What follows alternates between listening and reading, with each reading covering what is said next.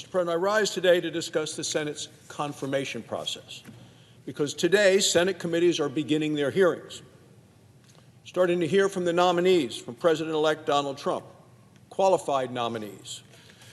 We're going to hear from many of the nominees this week, and I just heard the minority leader talk about what's happening today, because at this very moment, Pete Hegseth is testifying in the Armed Services Committee. He is the President's nominee to be the Secretary of Defense. I've been following these hearings closely. Pete Hegseth is giving strong answers to tough questions. He is confident, he is knowledgeable, and he should be confirmed quickly.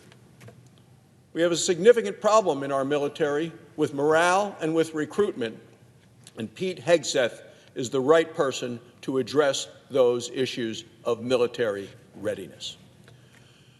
Mr. President, the incoming administration is ready to act. We're ready to act and deliver on the historic mandate that President Trump won in November.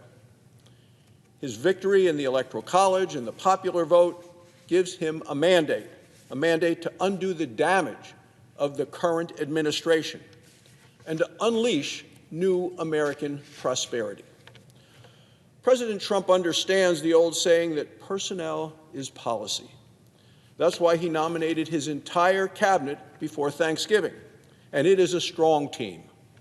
Doug Bergman, Chris Wright, Lee Zeldin will take the handcuffs off of American energy. Marco Rubio and Pete Hegseth and John Ratcliffe, well, they'll restore American strength. No more weakness from America on the world stage. Scott Bessent will stop a $4 trillion tax increase. Pam Bondi will stop the weaponization of the Justice Department, and she will actually enforce the law. Kristi Noem, she'll make sure the border is secure. These nominees are not a return to business as usual. Business as usual gave us painfully high prices. Business as usual gave us wide open borders. Business as usual gave us the disastrous death of soldiers and the fall of Afghanistan. These nominees by President Trump are bold choices. They're motivated, they're skilled, and they are committed to the safety and security of every American. Most importantly, they show that President Trump is serious about bringing fresh eyes and a new outlook to Washington, D.C. That's exactly what the American people voted for in November. Senate Republicans are committed to get President Trump's team in place quickly. Our committee chairs are working aggressively to give each nominee a fair and speedy consideration. That's how the Senate had operated historically, especially when faced with such a mandate from the American people. Mr. President, in 2009, President coming into office Obama had 7 cabinet nominees confirmed on his very first day in office. Within 8 days of taking office, he had 14 nominees confirmed.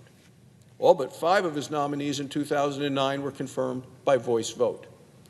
President Trump deserves the same deference. It's interesting to me to hear the Democrat leader talk about Republicans rushing the process this year. Well, 4 years ago, Senator Schumer pledged to hold hearings right away, he said, for President Biden's nominees. He pledged to hold votes on Inauguration Day. He said, and I quote, "It's traditional for a new president." Well, I believe Senator Schumer was right to move quickly.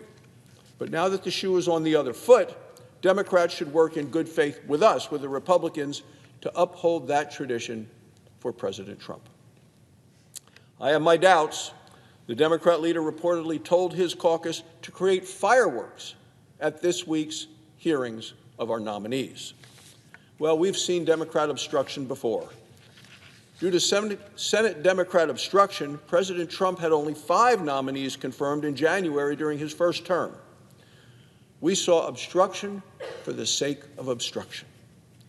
Americans now have chosen a new direction. They chose this president, and the president's victory was decisive.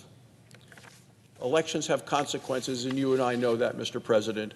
This week, the United States Senate is engaging in our constitutional duty of advice and consent. Advice and consent means to deliberate, to debate, It means giving advice to the nominees, and we are doing that and have done it. But it's no excuse to distract and delay, or to slander and then to try to search and destroy. The Senate's going to follow the mandate of the American people and confirm President Trump's strong nominees.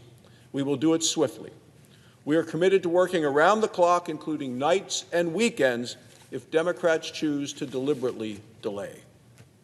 With this majority, with our new president-elect, we will deliver a new direction for America.